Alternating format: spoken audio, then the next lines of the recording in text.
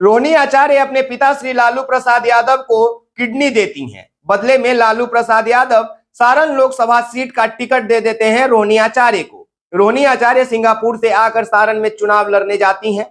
सारण का जनता उन्हें खूब प्यार और आशीर्वाद देता है, लेकिन जब चुनाव का परिणाम आता है तो सभी दंग रह जाते हैं। दरअसल राजीव प्रताप रूडी रोहिणी आचार्य को तकरीबन 13,000 वोट से मात दे देते हैं, लेकिन राजद के समर्पित कार्यकर्ता इस हार को स्वीकारने के लिए तैयार नहीं थे। और उसके बाद जब इस देश में राजनीति खत्म हो चुकी थी, तब सारण में एक नई राजनीति का उदय होता है। राजद के कार्यकर्ता अपने ही पार्टी के लोगों पे उंगली उठाना शुरू कर देते हैं और कहते हैं कि इनके वजह से हम चुनाव हार गए। सबसे पहला नाम आता है जितेंद्र राय जी का, जो कि मढ़ौरा से विधायक है। कहा जाता है कि व्यवसायिक तौर पर राजीव प्रताप रूडी के साथ उनका पार्टनरशिपिंग भी है, अर्थात वो उनके साथ गठबंधन में है व्यवसायिक तौर पे। और यही वजह हो सकता है कि जितेंद्र राय राजीव प्रताप रूडी को जितवाने के लिए अंदरूनी तौर पर रोहिणी आचार्य को हरवा दिए। लेकिन क्या यह पूर्णतः सत्य है या फिर कोई और है जो जितेंद्र राय के कंधे पे बंदूक रखकर चलाने की कोशिश कर रहा है और निशाने पर राजद है? आइए हम पूरे मसला को आपके सामने खोल कर रख देते हैं। लेकिन इससे पहले आपको जानना होगा कि जब 2014 में राबड़ी देवी चुनाव लड़ रही थी, जब 2019 में चंद्रिका राय जी चुनाव लड़ रहे थे, तब सारण के 6 विधानसभा में किस जगह पे कितना वोट से उन लोगों का हार या जीत हुआ था। तो आइए एक नजर पहले उस पर डाल लेते हैं। पहले 2014 में चलते हैं, जब राबड़ी देवी चुनाव लड़ रही थी, तब छपरा में 31,000 वोट से उनको हार मिला था। गरखा में 9,000 वोट से वो जीत गई थी। सोनपुर 5,000 वोट से जीती थी। परसा 18,000 वोट से जीती थी और अमनौर में 25,000 वोट से हार गई थी। मढ़ौरा में 22,000 वोट से हार गई थी। अब आ जाइए 2019 में, जब चंद्रिका राय जी चुनाव लड़ रहे थे। जिस छपरा में राबड़ी देवी को 31,000 वोट से शिकस्त मिली थी, उसी छपरा में चंद्रिका राय को 45,000 वोट से हार हुआ था।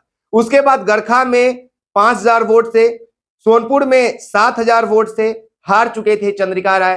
फिर से परसा में 8,000 वोट से जीते थे। अमनौर में 31,000 वोट से हार गए थे और उसके बाद मढ़ौरा में 27,000 वोट से उनको हार मिला था। नजर बना के रखिएगा मढ़ौरा पे, और यह इसलिए क्योंकि जितेंद्र राय मढ़ौरा के ही विधायक हैं। तो अब आ जाइए 2024 में, जब रोहिणी आचार्य जी चुनाव लड़ी, तब छपरा में 22,000 वोटों से उनको हार मिली।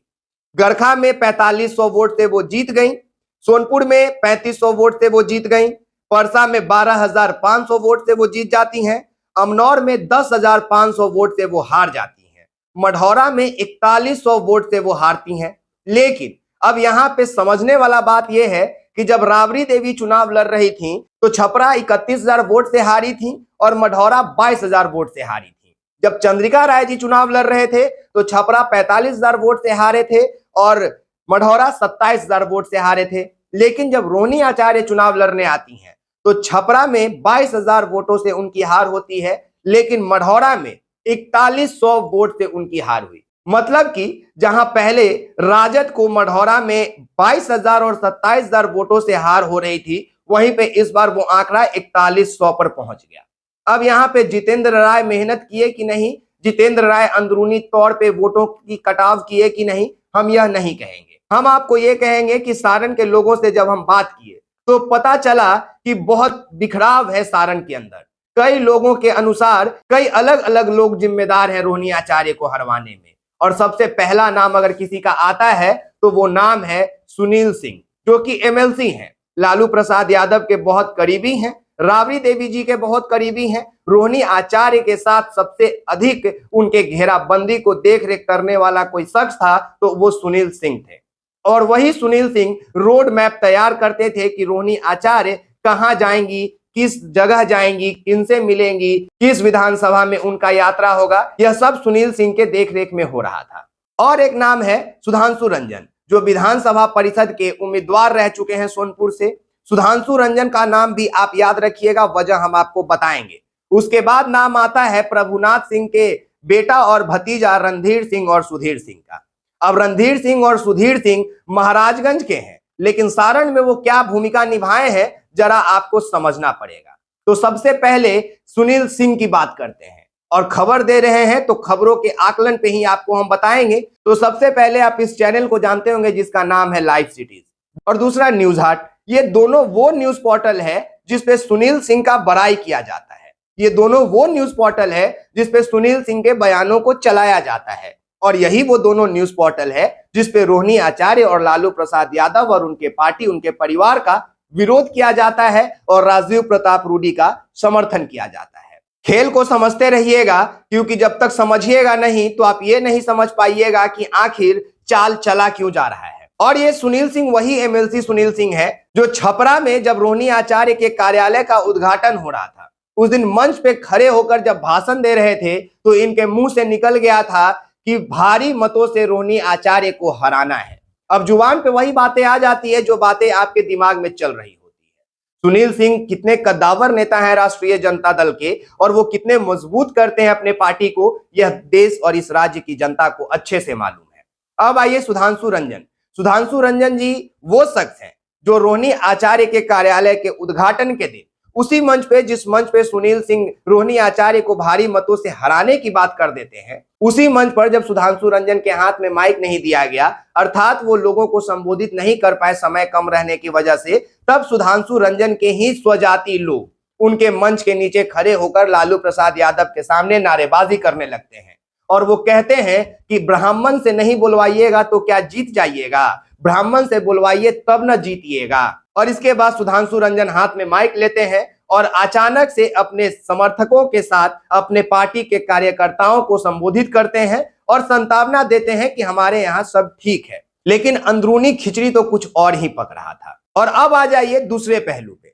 दूसरा पहलू यह है कि तेजस्वी यादव जब जनसभा करते हैं, जब भाषण देते हैं, जब मंच पे होते हैं, तो उनके पास कोई भी बड़ा मुस्लिम चेहरा नहीं होता है, और इसके वजह से हिना साहब का जो फैक्टर था वो हावी हो गया सारण में। क्योंकि एक तो आप हिना साहब को नाराज करके मुस्लिम वोटरों को पहले ही नाखुश कर चुके हैं, और ऊपर से आप मंच पे 250 जगह पे भाषण देने जाते हैं, यात्रा करते हैं, और उन सभी पे सिर्फ मुकेश साहनी को रखते हैं। यह बातें भी लोगों को नागवार गुजरी, और इसका परिरूप देखने को मिला कि शायद तेजस्वी यादव को देखने वाले लोग वोट में तब्दील नहीं हो सके। और शायद यह वजह हो सकता है कि जो मुस्लिम वोटर हैं वो नाखुश होकर राजीव प्रताप रूडी को वोट दिए होंगे, या निर्दलीय को दिए होंगे, या नोटा दबा दिए होंगे। तभी तो सिर्फ 13,000 वोटों से हार हुई है। तकलीफ सारण वासियों को सिर्फ इसलिए हो रहा है कि लालू प्रसाद यादव कैंप किए हुए थे और उसके बाद रोहिणी आचार्य हार गई। तो क्या लालू प्रसाद यादव को यह नहीं पता था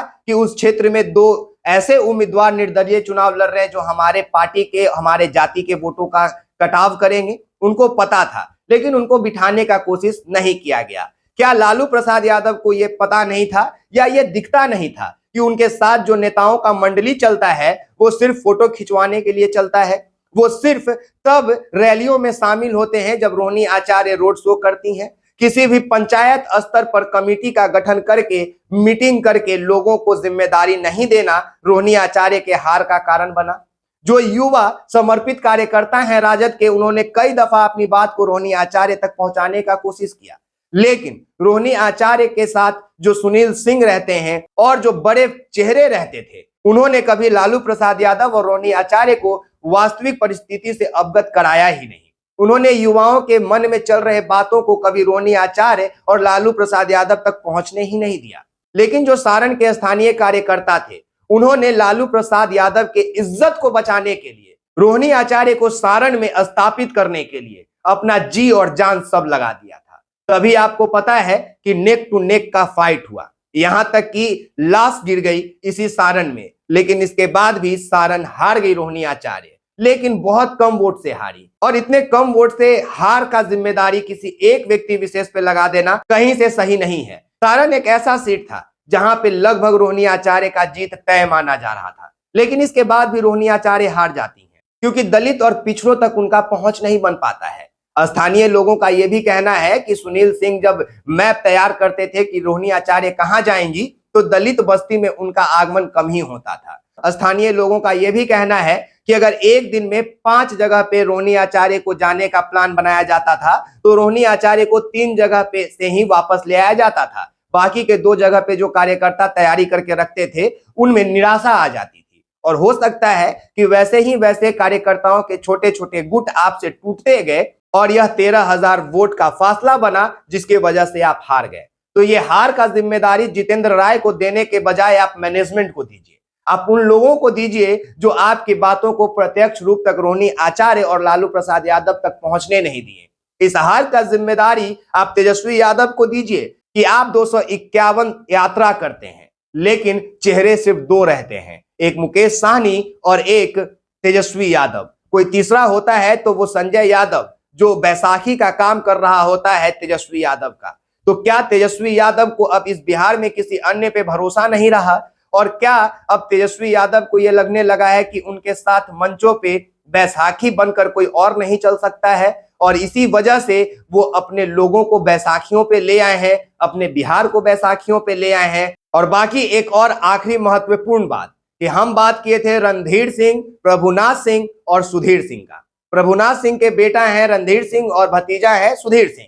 सुधीर सिंह क्या कर रहे हैं कि फर्जी पोस्ट करवा रहे हैं। कई लोग सारण में उन्माद फैलाने के लिए, कई लोग सारण में राष्ट्रीय जनता दल के छवि को धूमिल करने के लिए, ये दिखाने के लिए कि लोग आपस में टूटे पड़े हैं, फर्जी आईडी तैयार करके राष्ट्रीय जनता दल के नेताओं को टारगेट करके पोस्ट किया जा रहा है। और इसमें अहम भूमिका सुधीर सिंह निभा रहे हैं। आपको यकीन नहीं हो तो आप उनके लाइव को जाकर देख सकते हैं जो वो 7 तारीख को अपने सोशल मीडिया प्लेटफॉर्म पर आए थे। उसमें उनकी बातों को सुनने के बाद आप समझ जाएंगे कि उनके मन में क्या चल रहा है। और यह सब इसलिए किया जा रहा है क्योंकि 2025 का विधानसभा चुनाव बहुत नजदीक है और इस चुनाव में बीजेपी के लोग यह षड्यंत्र तय कर रहे हैं, तैयार कर रहे हैं, जिसमें अहम भूमिका प्रभुनाथ सिंह का परिवार निभा रहा है। और वो इसलिए कि किसी भी तरह से सारण में राष्ट्रीय जनता दल को कमजोर किया जाए, क्योंकि सारण लोकसभा में टोटल 6 विधानसभा है जिसपे 4 राजद जीते हुए हैं और 2 भारतीय जनता पार्टी जीते हुए हैं। लेकिन प्रभुनाथ सिंह का परिवार चाहता है कि किसी भी तरह से राष्ट्रीय जनता दल के कोर मेंबर को तोड़कर अपने गुट में शामिल करके हैवी डैमेज 2025 में तेजस्वी को किया जाए। लेकिन तेजस्वी यादव को डैमेज करने के लिए किसी और नया दुश्मन बनाने का जरूरत नहीं है, वो खुद अपने आप को डैमेज करने के लिए तैयार है। और हम ऐसा इसलिए कह रहे हैं क्योंकि तेजस्वी यादव इस बार अहंकार में अपने बिहार को हारे हैं। बात बाकी आप एक्सपोज मीडिया देख रहे हैं, मेरा नाम विकास राज है। आप तमाम लोगों का बहुत शुक्रिया। जय हिंद, जय बिहार, धन्यवाद।